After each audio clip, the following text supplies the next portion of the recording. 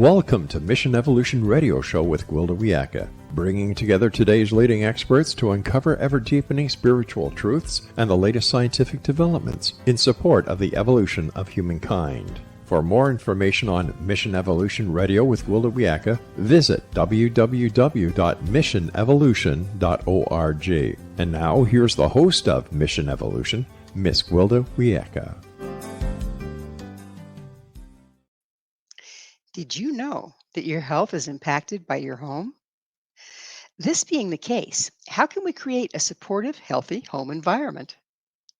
Mission Evolution Radio TV show is coming to you around the world on the X Zone Broadcast Network, xzbn.net. With us this hour to uncover hidden health hazards in our home is Caroline Blazovsky. I'll get that one right yet. Caroline is a national health home expert with over 24 years of experience working with the public and physicians to create healthy living spaces and improve wellness. She's investigated over 30,000 homes in her career, looking for correlations to how we live and how it affects our health and wellness. Caroline will be hosting the My Health Home Summit for Earth Week, April 22nd through the 28th. Her website, healthyhomeexpert.com. Caroline, thanks for joining us on Mission Evolution. Hello, thank you for having me. You mentioned you're a a healthy home expert. What is that? So, yeah, my job is to look at homes and investigate them for all kinds of issues. So, we'll look at things like radon, we'll look at mold, allergens, chemicals in the home, pesticides, and see if a homeowner has these things and how it's correlating back to their health. Like, are they experiencing symptoms or could it potentially affect them in the future?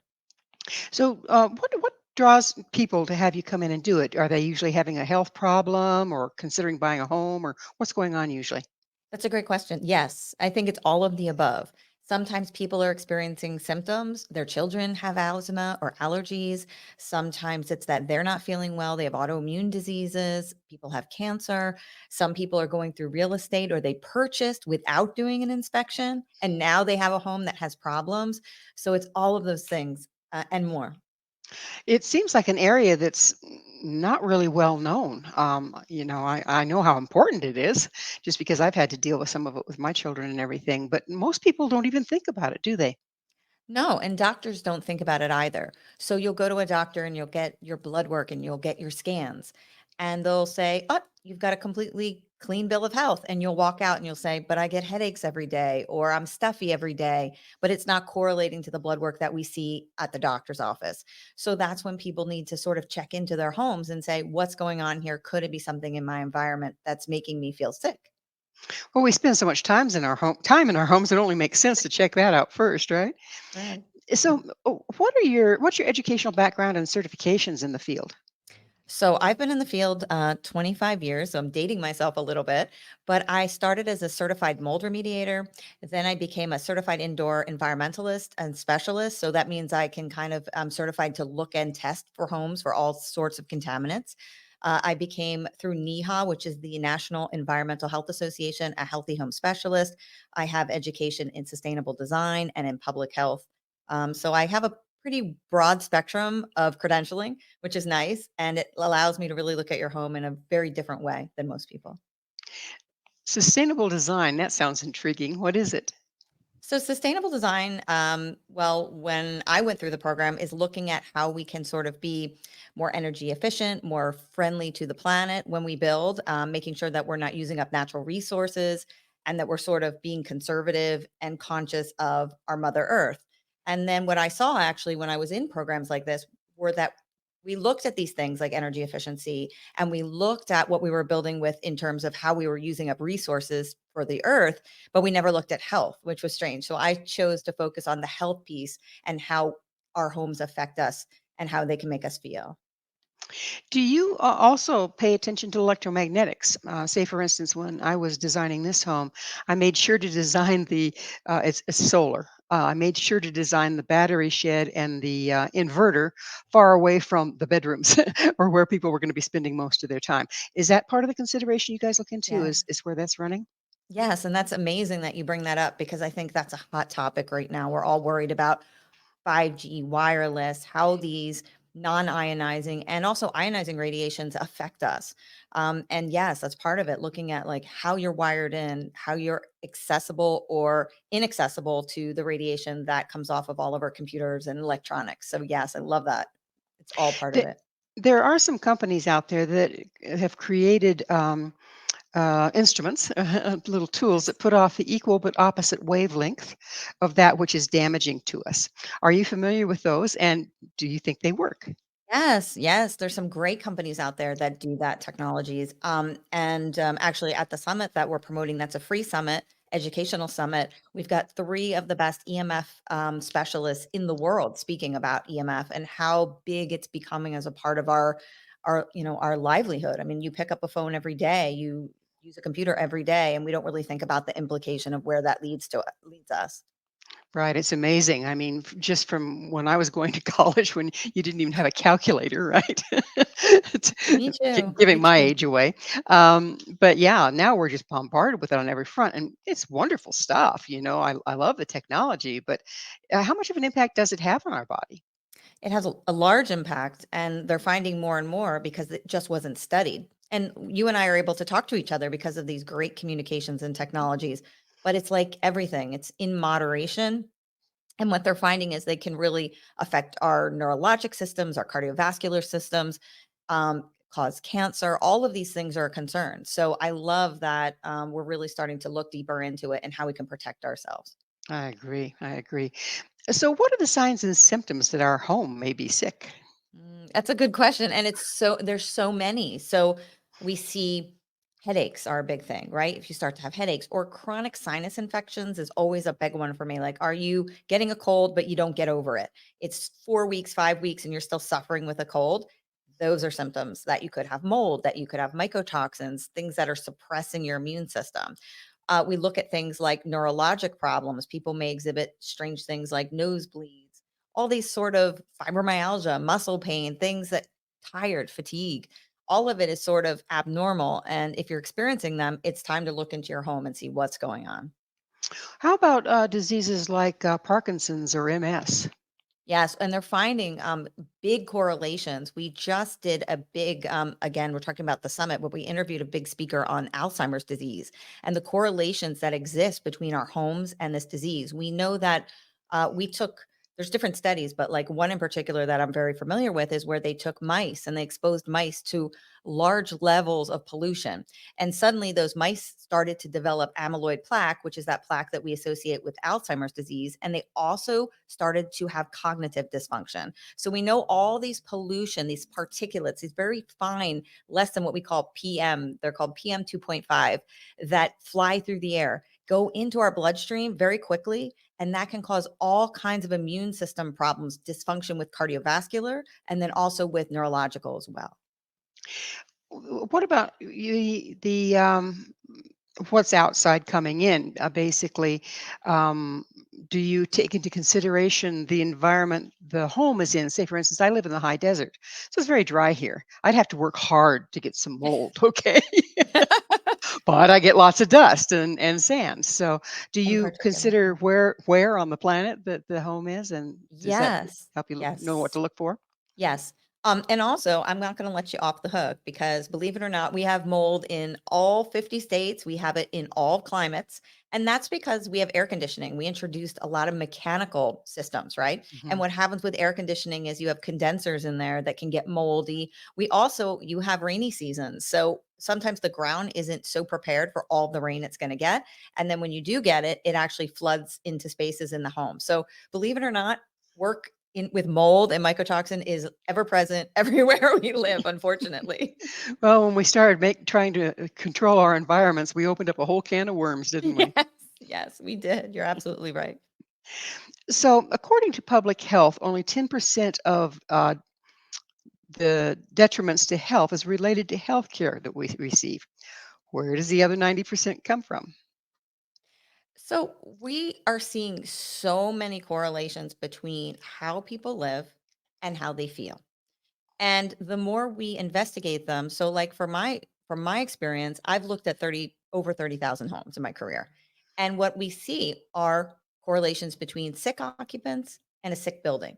Now, our bodies are like pretty resilient. What's cool is that our bodies actually can take on a lot of burden and be exposed to a lot of things and it doesn't affect us.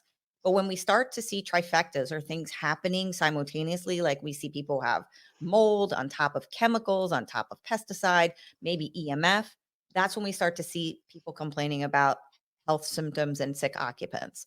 So these correlations, in my opinion, I see big correlations between disease. I think 85% of disease states come from our environments. And when you're in, I was in a public health program at the University of Southern California, and they taught us about the importance of environment and how much it's a social determinant of health. Where you live is going to directly correlate to how you feel. So somehow we forget about it when we end up going to our doctor or we get out in the real world. We just think, oh, our environment doesn't matter, but we know it does in a big way. Yeah, and it's amazing. A lot of the indigenous people healers would go live with the family if there was one sick occupant because they felt that it was the whole Amazing. enchilada was out of balance and they wanted to see where it was. Well, it's about time for us to go into a break. Time is flying already. But on the other side, we'll get into more of how to find out if your home is sick. Carolyn and I will return very shortly. Please don't go away. This is Mission Evolution, www.missionevolution.org, where you find out all the latest about what's happening in the healthcare industry.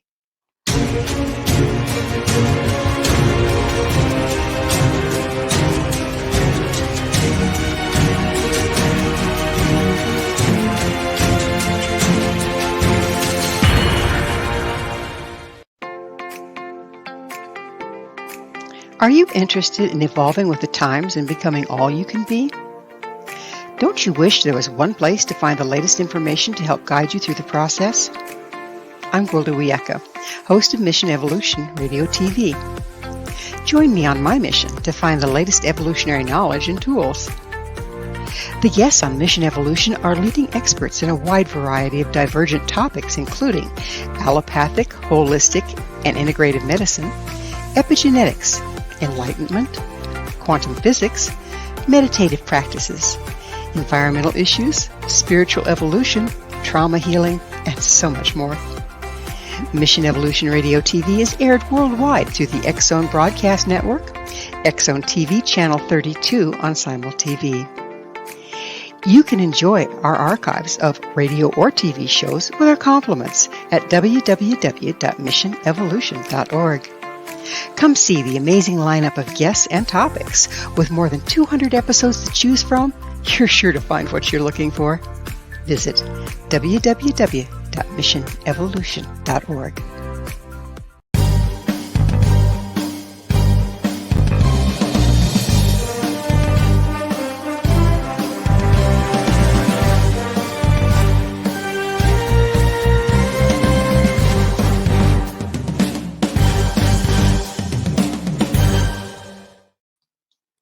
Is your home making you sick?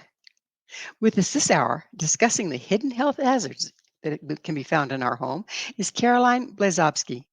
Her website, healthyhomeexpert.com. Caroline, we had quite the thing with the pandemic, and pretty soon everybody's running around Cloroxing everything. Yeah. Um, their hands, everything. What kind of an impact was that? Sometimes the cure is worse than the disease. What kind of impact was Yeah. that with all those chemicals that we were using? Yes, that's such a good point.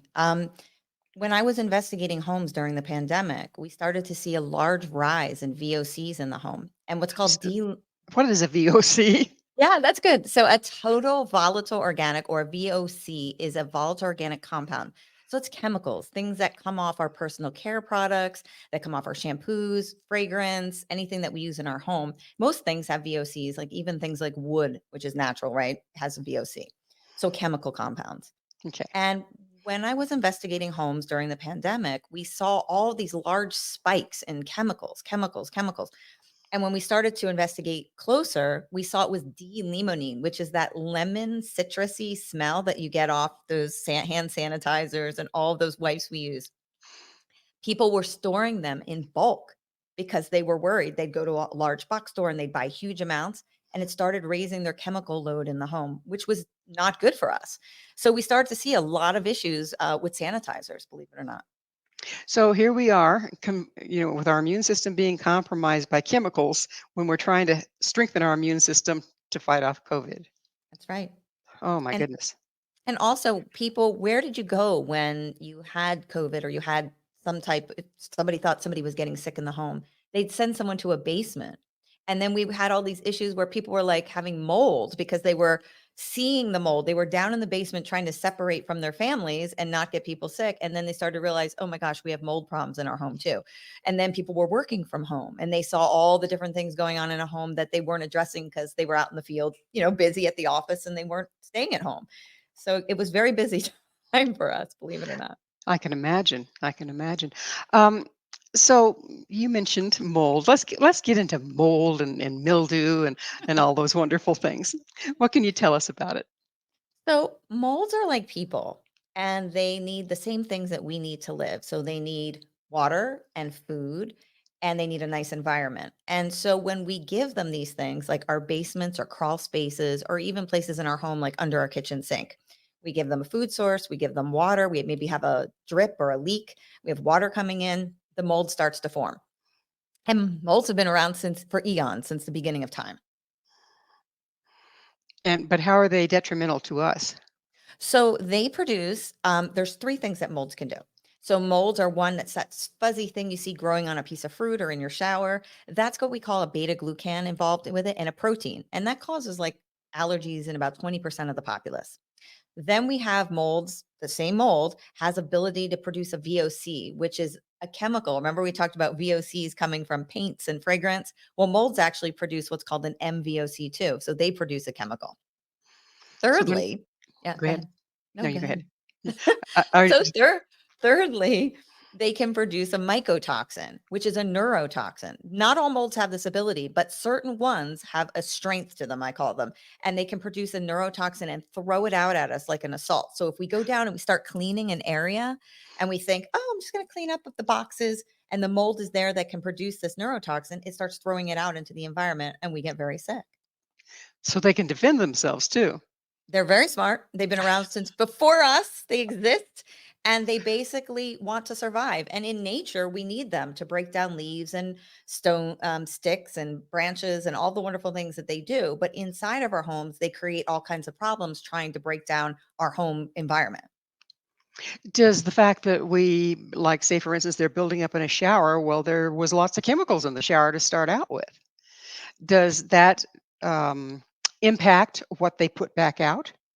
So if you clean them and you have a problem and you don't clean them thoroughly, like you don't clean everything away, they actually signal to other molds in their colony and say, we're being attacked. Please send out mycotoxin if they can. Not all molds can.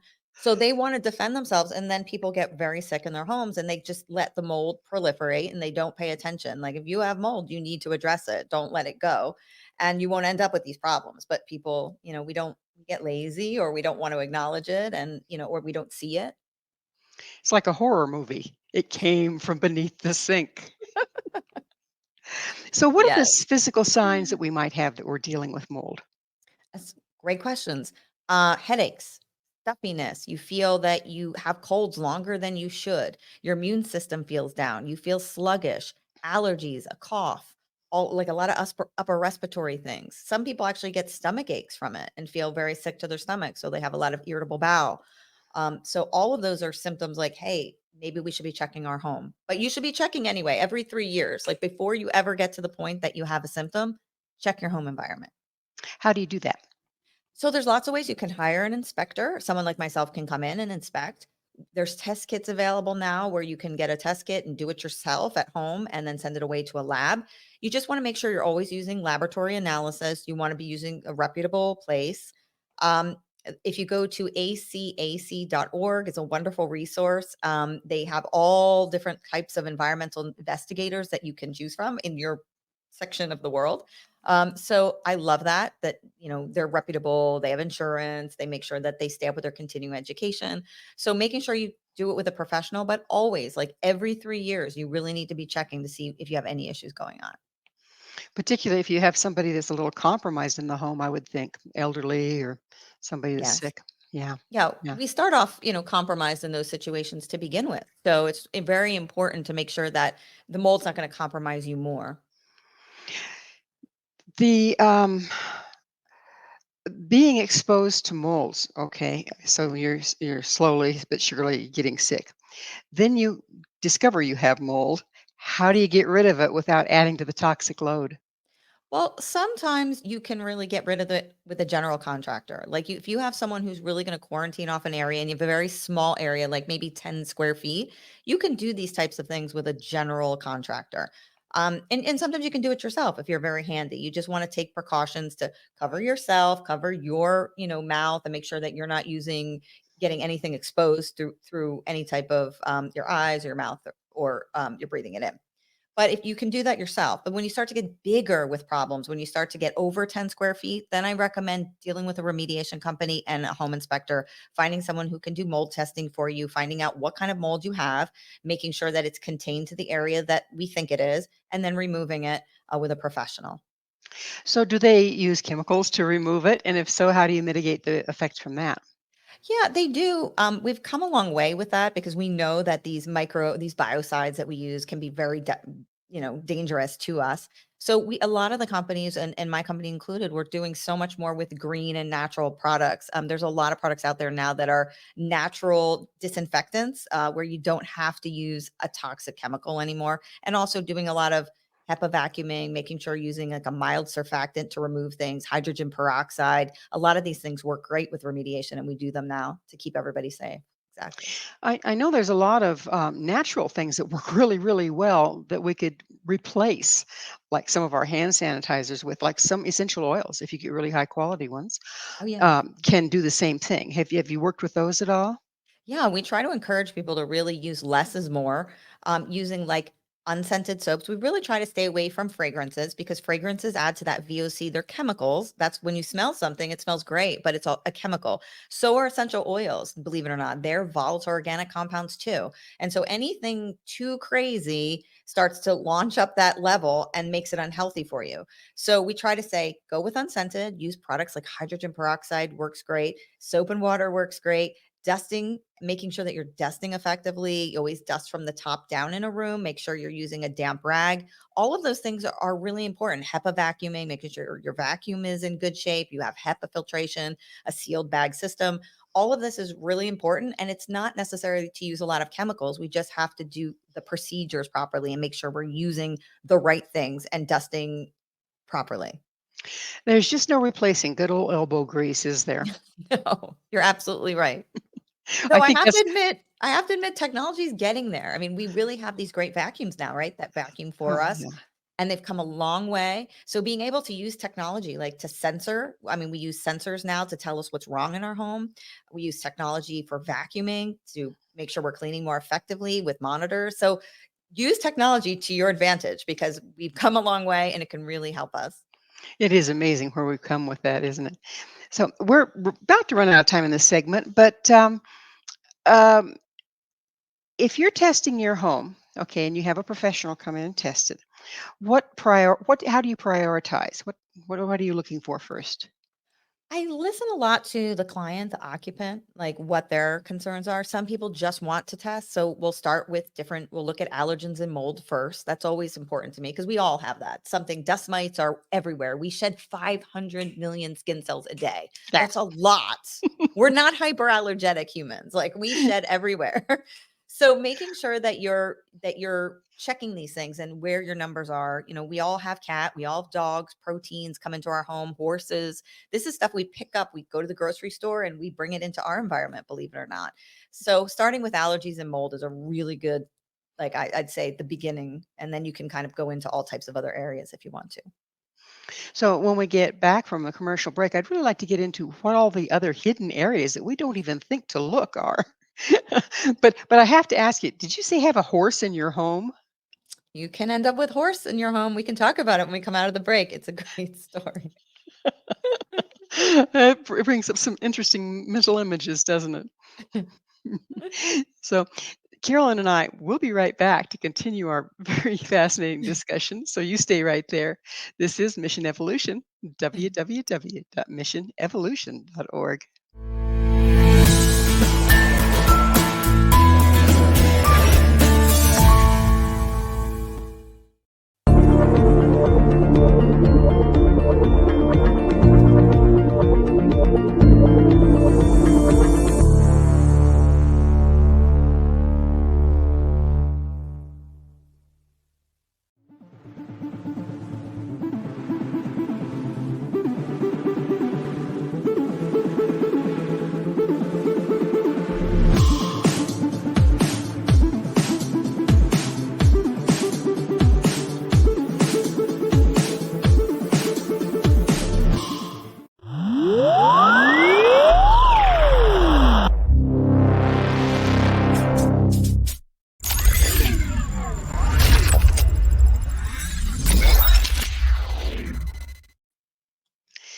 How can you tell if your home is sick? Mission Evolution Radio Show is coming to you on the Exxon Broadcast Network. With us discussing home health hazards is Caroline Blazovsky. Her website, healthhomeexpert.com. So, just before the break, Caroline, you were talking about having a horse in your home, and you promised that you would clarify that. So, what's interesting is we can go out into our environments and pick up proteins. And I had a client, very interesting, in the Hollywood Hills, right? So, in the middle of Hollywood, this beautiful home, 30,000 square feet, ginormous mansion, most beautiful place you can imagine. And the occupant, he was sick and he wasn't feeling well. And he'd gone to his doctors and he got his blood work and he got his scans and he got all of his tests done and they couldn't figure it out. They said, "Look, we don't know why you're not feeling well, but we know there's a woman in the Northeast in New York, and she does this type of thing and figures out where people might be having some type of health issue in their home environment or their environment." So we started talking, and I said, "Would you mind if I did some protein testing and some mold testing?" Which I did, and it came back that he had a lot of dander in his home. So I said, "Okay, where can we go with this? Like, let me try to analyze what this dander is made out of." Well, I sent it to the lab, and sure enough, it came back that it was loaded with horse protein. Now, he never had a horse. He lived in a mansion in the middle of the Hollywood Hills. But where did it come from? Yeah, that's a mystery. Did you ever find out? We did. So he had a massage therapist who used to come into his home, and she had horses. And so she was carrying it on her person and bringing it into the home, dropping it when she was visiting, working on him, then leaving the house. And it got bigger and bigger, got into tapestries and textiles, and it was making him sick. My goodness. How long did it take you to figure that out? It wasn't long because once we did the testing, the lab called right away and sort of signaled to us that there was an issue. And it's amazing, but we are a community. We share everything, and just because you don't use it doesn't mean you don't pick it up somewhere else and bring it in. So you go to the grocery store every day, right? We're all out shopping, and we're in contact with all kinds of people. So the Orientals knew what they were doing when they change shoes every time they change rooms. They take off shoes and put on slippers when they come in the house, and then they had different shoes for every room in the house. Now you're starting to see where that custom came from. Yes. Absolutely. We carry Mm. all these things. And that's the first thing I recommend to my clients. Have outside shoes and inside shoes. You don't want to be walking around in pesticide, petroleum product, gasoline, all these toxic chemicals, and then walking into your carpet. Your carpet becomes the filter, and we don't want that. And your baby is crawling around on it, right? Yes, exactly. So speaking of carpet, where do you stand on, right now I know the hard surface has really become popular. And you mentioned that carpet is a filter, but it also helps by filtering, doesn't it? So the carpet's an interesting thing. The problem that we don't like about it is it has a lot of dyes and colors and petroleum and chemical. They've gotten a lot better at reducing formaldehyde in carpeting, which it used to be. Formaldehyde is a VOC that we talk about and a carcinogen.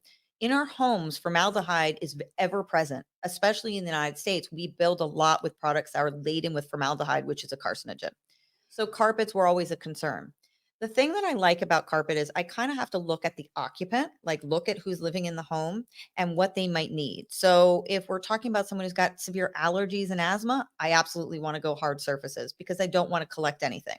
When I'm talking about someone over the age of 65 that may take a spill or may take a fall, then I start to look at I might rather prefer to have carpeting in that space than to have maybe something like a tile where if you fall, you're going to break a hip or an arm or something that we don't want. So it really, I look a lot at what the occupants are doing, the age of the occupants. That's very important to my job and seeing what they need. And that's the same with filtration and other things too. Like what's going to help that person the most. So, are there carpets out now that are much less impactful on our health, like green carpets, if you will? Yes, yes, and yes, exactly. Like we've reduced the chemical load. Also, you can always go with like a thinner Berber carpet that's not going to hold on. Like where you have a plush carpet, it's going to hold on to a lot more. And also treating that carpet with respect. Like don't go out and wear outside shoes in your carpet. If you know you have pets and they're going to go run around in the mold and everything else outside, you kind of carpet may not be the best thing for you. So really think about what you're doing in that home, and then you can put things in and cosmetically that are gonna be better for you than others. So, we've been talking about the inside of the home. What about the outside of the home? Um, a lot of people have these lovely pristine yards and they're out there with the Roundup, Um, how much of that gets into the home and how can we mitigate it? So just so your audience knows, like for an example, when we're talking about glyphosate is people are familiar with that. That's Roundup or any kind of pesticide or herbicide. These things travel. They're not always just confined to your yard. Even though they're designed to sort of stick to the grass, if you will, they get in. And so when I was testing homes across the country, we see that this ends up in your ductwork. These pesticides and herbicides actually end up in your HVAC system. So you may not be using it, but if your neighbor is using it, it can make its way in. So you have to think about that when you're using these products if you choose to. Obviously, I recommend an organic way. I mean, I prefer not to have chemicals, and there's a lot of things you can do. You don't, people often think, oh, I have to use this to get rid of a weed. There's a lot of great solutions you can look at on the net. And then also using really high concentrations of white vinegar work great. So you can actually spray those on weeds and not have to use the toxic chemicals, which we prefer for you, for sure. Another thing is looking around where you live. Okay, you might be pristine about what you're putting on your own plants and grass, but you might be parked right next to a golf course, say for instance. Are there cases where people just simply have to move? Yes. Yes, of course. Because you can't control everything. You can't control your environment. Believe it or not, too, like when you talk about some people live in the woods, and we were talking about formaldehyde, which is an interesting, it's a chemical, right? And we talk about it's a carcinogen. Wood and trees actually produce formaldehyde. Even though something's natural, doesn't necessarily mean it's good for you. So people who live in the woods, if they're very susceptible to formaldehyde, they may exhibit symptoms or may not feel well because of their outside environment, because the woods naturally contain chemicals. What would be the symptoms of that be? We see people usually headaches. They'll see shortness of breath, eye irritation, lung irritation. Those types of things come with formaldehyde. Like a new building construction, you talk to people who go in, they have that kind of stone feeling. They don't feel right. That's all from the chemicals. When you build a new home or a new building, or you get new carpeting, you'll hear people talk about not feeling well. That's a Mhm. lot of the symptoms you'll feel when you're exposed to high VOCs and high formaldehyde. So, if you're doing new construction, you can pretty much pay attention to everything you put in your home, can't you? Yeah, we've gotten to that point where you can make better choices. And that's why we educate people about this, is that don't just go blindly and accept a product. Like you really need to know what you're putting in. And some of these things have long standing effects. Like we're hearing about PFAS. Maybe people have talked about these non-stick plastic, non-stick chemicals that have ended up in the environment and our water. That's a big thing now. The EPA just announced that they're going to be addressing PFAS in the water because it's become such a big chemical that's just all over the planet. They're finding it in very remote places. So making better choices on your products is very important, and also questioning the manufacturers. Like really, put your money into items that are going to make a difference, and realize that your money has power. And so forcing these companies to create better products is always a wonderful way to spend your money. And there's a lot more awareness coming this way, thanks to people like you. So the pressure's on to the companies, isn't it? Yeah, I hope so. I mean, we'd like to say that, we are getting smarter, and we know that this area of our home is never looked at, and it's somewhere we spend a lot of time. And now because of, COVID, more people are working from home than ever. So Hmm. we're in our environments, and there's no one checking your environment. You're your own police officer for that space. You need to be the one monitoring, because who's checking your air quality? No one. HEPA's not here, right? No, exactly. So, Exactly. um, how about our heating and cooling systems? That looks like it might be a bucket of worms. Yeah, that is a bucket of worms for sure. But that's what we're talking about. You're responsible for your heating, your air conditioning, your water quality. If nobody's checking that, you need to check it. So HVAC is one of those areas that I walk into homes all the time, and people say, I said, have you changed your filter? And they say, what do you mean I have a filter? And I'm like, yes. And then I get into these places and I see these filters that you're breathing in, and it's horrible. So you need to know how your heating and air conditioning works. There's so many different types of heating and air conditioning. Some people have baseboard heat. Some people have a blowing system. We call it the hot forced hot air. Some people have a heat pump. So know what you have in your home and how your home heats and cools. It's very important. It's like, don't be a homeowner if you're not going to know this technique. You need to know what using and how it operates, and if you have filters to change. And then with air conditioning, of course, we've got to maintain it so we don't get mold. So a lot of the things that we might install, like water filters, to help with our health, if we don't pay attention to the age of the filter, we might be making it worse. Yes, absolutely. And that happens frequently. It's the same with air purifiers. People buy them and then they run and run them and don't change the filter. And that's not hermetically sealed. So everything you capture in that unit or that air purifier sits in the corner of your room. And if you're exposed to cat and there's cat in there, you're still going to have allergies. You need to change these filters regularly and make sure you're keeping up with the maintenance. It's huge. People just buy it, they set it and forget it, and you just can't do that. So follow your manufacturer's recommendations and change the filter. So it could actually be causing more problems than not if you aren't maintaining it. Yes. And sometimes it's better not to actually use a filter. Sometimes people put filtration on water and make it worse. And so you really test your water, know what you have, and then apply these solutions if you need it. You don't go to a doctor and just say, "Doctor, I'm going to start taking pills." You diagnose the problem and find out what you have, and then you treat accordingly. It's the same thing with your home. Test your air, know what you have. Sometimes your air is perfectly fine. You don't have to do anything. It's great. Test your water, it may be great. So test, test, test, Yes, I and then more believe in test. test. Yeah, but to a point. I mean, you don't have to go crazy, but you have to have some sort of baseline as to where you are. And then you can implement these technologies. And there's so many great technologies to help you, but only when you need it, because we want fresh air, we want fresh water. At least, anytime you have to do mechanical anything, there's a plus and minus to that. So you Well, want to try to go natural. is that magic moment? We need to take another station break. Carolyn and I will continue to explore how to make our homes healthy. So you stay there. This is Mission Evolution, www.missionevolution.org.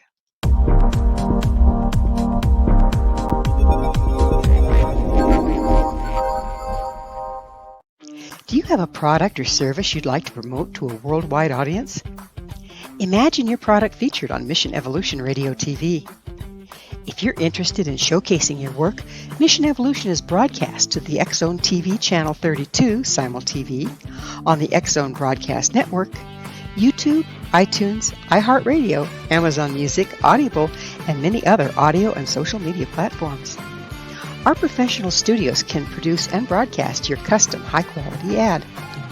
It will be permanently embedded in each episode and featured in the archives for years to come. Together, we can make it happen. Contact us at info@missionevolution.org for more details. Spaces are limited, so don't miss out on this great opportunity. Email info@missionevolution.org today.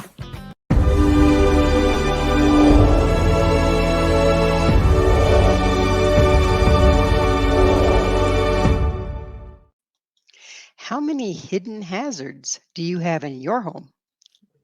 This is Mission Evolution, missionevolution.org. We're continuing our discussion with Caroline Blazovsky. Her website, healthyhomeexpert.com. Caroline, let's look at our kitchen cabinets, our cookware and such. Is there a problem there sometimes? Yeah, we were talking about that PFAS, right? These non-stick chemicals that make non-stick surfaces. So we often associated them with Teflon, or we had those pans that, you make your eggs, it's not going to stick. But they're finding now that a lot of those chemicals are very bad for us, right? And they're ending up in our water supply, they're ending up throughout our home and causing all kinds of different disruption, from endocrine disruption to potentially cancer. So yes, like what you're cooking on is very important. You want to stick with the things that are kind of non-toxic, glass, making sure you're doing ceramic, things that aren't going to have these coatings to them. They make our lives easier, but they also promote a lot of potential chemicals. Uh, there was an old one that people used for years, and I believe it's been linked with Alzheimer's, and that would be aluminum. Yes. Mhm. So, what do you where is that hidden sometimes, and Yeah. what does And it look, bring with it? it's interesting you bring up aluminum, because it's one of those things that we've kind of forgotten. I mean, it's still around. I mean, we have aluminum foil, we have all kinds of aluminum products, and it's not one of the things that you search for. But it's actually been, yes, I agree with you. It's one of those things you want to watch and try to minimize. All heavy metals in general, like when we talk a lot about Metals. We look at when we're looking at water, we're looking at a lot of lead, right, is a big one because that's in our water. We're looking at things like arsenic, which is a carcinogen that ends up in our water. Water is another thing that we test for when we're looking at your home. Like, what are you getting when you turn on the tap? Sometimes it's probably pretty scary what you're getting when you turn on the tap. Do the pipes coming into the house, like say you've purchased an older house, are there some of the pipes that are actually causing problems? Yes. And believe it or not, the water, if you're on municipality water, right, you have a water treatment facility that treats your water. You are responsible. Once that water hits your home, now it's your responsibility as the consumer. And people don't think about that. And also when the water leaves the plant, what where it goes before it reaches you is very interesting. It comes in contact with all types of organic material. Pipes, like you're talking about, could be rusted, have lead. We've seen that a lot in like Flint, Michigan, where there were high exposures to lead. And also the water, if you're using chlorination, and chlorination is how you're treating the water from the water plant, you end up what's called chlorination byproduct in your water. And those are carcinogens. So that's a very interesting thing to look for. And that's why we filter a lot. If you have a lot of chlorination byproduct in your water, we're going to want to take that out. So yes, your water it's a big topic and it's something that has to be monitored. The experts are recommending every year you should be testing, and we don't do that. So the byproducts are pretty interesting. So that you can have water that's been chlorinated, sit it out, let the chlorine gas off, but you still have carcinogens as a result of the chlorine. Yeah, so as the chlorine goes, as the water goes through the pipe and the chlorine starts to come in contact with organic material that's in those pipes, it forms a chlorination byproduct. And what was interesting in the US back in 2009, President Obama put a team on cancer, and they wanted to see what were some of the bigger causes of cancer in the nation, in the world. And basically, they came across chlorination byproduct as being one of the big carcinogens that we have to worry about in our water, as well, believe it or not, as X rays. So, what we talk about ionizing radiation. So, these are things that we can see in our home. We get ionizing radiation, not necessarily from X rays, but we get it from radon and radiologicals that come from the earth. So, it's a natural thing producing this. And then we get it in our water. Those are just two things. And then we talked about formaldehyde. Those are three carcinogens right there that we're exposed to on a regular basis in our homes. And pretty soon, we just go on overload. Yeah, exactly. It's not Yeah. wonder why the cancer rate is climbing. And I think what's most concerning is we're seeing a large cancer rate climbing in young Americans, right? So the ages 25 to 45, we're seeing a high cancer rate. And to me, that's alarming. That's concerning. We shouldn't see young people getting cancer. I don't like to see older people getting cancer, but especially, young people. So looking into why we are exposed to so many carcinogens and where that could be coming from, I happen to believe that our environment is a big contributor to that. So it's that time in the show, and I get to ask you, Carolyn, what is your mission? My mission is to make homes healthier, but to help improve healthcare, help improve disease, remove disease states, and kind of see where we can make a difference using our environment as a tool, and specifically our homes. Where would you start if you don't have any particular symptoms, but we've watched this or we've watched your summit coming up, and we're going, "Ooh, I want to look into that." Where would you start? I would do some basic testing. I would definitely do water testing because that's something that we know it's more prevalent than we realize. And then I would do some type of mold and allergen air testing in my home to find out how much inflammation factors I have. Like, do I have mold? Do I have allergens, particulate, dust, dander? These things cause inflammation in the body. And so if you kind of look at how disease works, disease is kind of inflammation affecting us in different places. So what a lot of the functional medicine doctors are recommending now is that we reduce inflammation in the body. And when we reduce inflammation, a lot of these disease states kind of can help resolve themselves and the body can kick in and do what it has to do. So reducing inflammation factors in your home and seeing where you have those and you can limit them would be great. What resources would you use for these tests? Where would you look? There's so many good tests. I mean, I'd probably do a DIY. Like there's a test kit that I love, the Examiner, where you can do it yourself and you can test for allergens. And then if I started to see there were problems on a DIY, then I'd hire an environmental consultant to come in and evaluate my home. So there are a lot of good resources. Oh, and the other thing you can do too is pick up a monitor. We're getting really good with they kind of look like a little Alexa and you put it in your space and it has an app to your phone, tells you your temperature, humidity, carbon dioxide, volatile organic compounds, those chemicals we talked about, your carbon monoxide, CO2, oxygen, ozone. So it'll tell you all these readouts and you can watch it and then actually know if you have an issue. And then if you do, you can call a professional to come in. So I love that. Like that technology can do it for us. That's amazing. What'd you call that thing? It's one that I like is called the Yuhu. It's called UHOO, and it's a monitor that does like a very broad spectrum of analysis for you, and you can just put it in your home, at your desk. I have one in my home, and I love it because it kind of keeps an eye on things for me when I'm not even there. So I know like if there's an issue or if I were to have carbon monoxide, which is obviously can be deadly. So it's wonderful. Particularly, I would think with people that are already compromised, if they can keep track of what's going on in their home and mitigate that before it gets out of hand, I bet that would go a long ways towards helping with inflammation, say, for instance.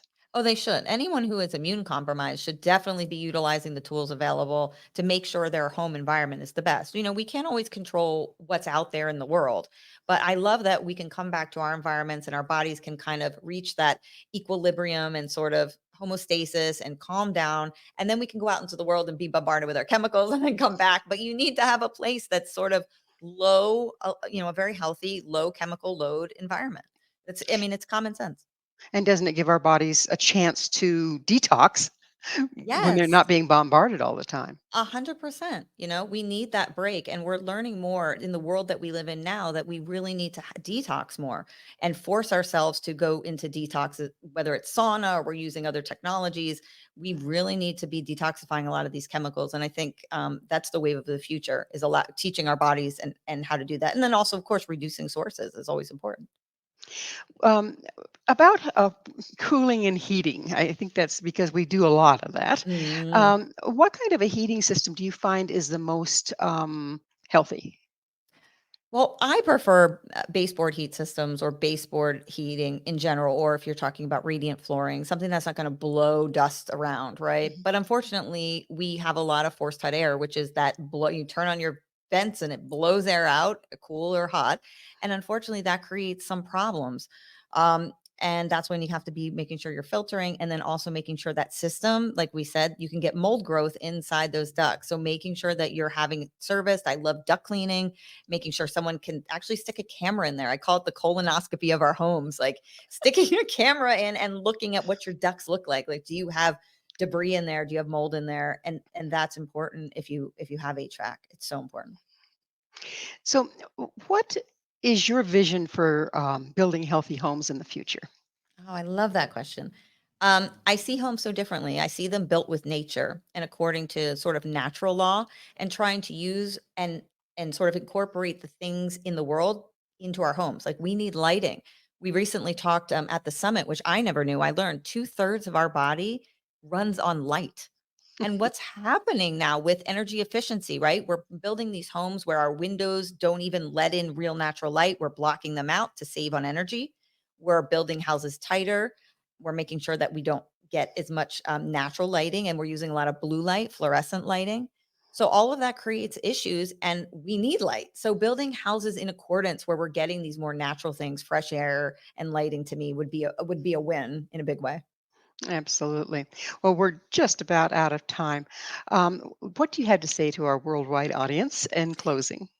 Please, if you are exhibiting symptoms and you have no known cause to them and you've gone to your doctor and you've looked into this and nobody has any answers, check your home. Make sure you can, do some air testing, do some monitoring, find out what's going on in your environment and you'll find that there probably is something there that needs to be corrected. Well, Caroline, it's been an absolute joy. Thank you so much for taking time, and Thank you for having good me. luck with your summit. Thank you. Unfortunately, we are out of time for this show. So, our guest this hour has been Caroline Blazovsky. Caroline is hosting this My National Home Health Summit for April. It's going to be between April 22nd and 28th this year. Find out more about Caroline and her summit and all she has to offer. Visit her website, healthyhomeexpert.com. This has been Mission Evolution with Gwilda Wiyaka. For more information or to enjoy past archived episodes, visit our website, www.missionevolution.org. But more importantly, Please be sure to join me right here next time as this mission continues, bringing information, resources, and support to our rapidly evolving world.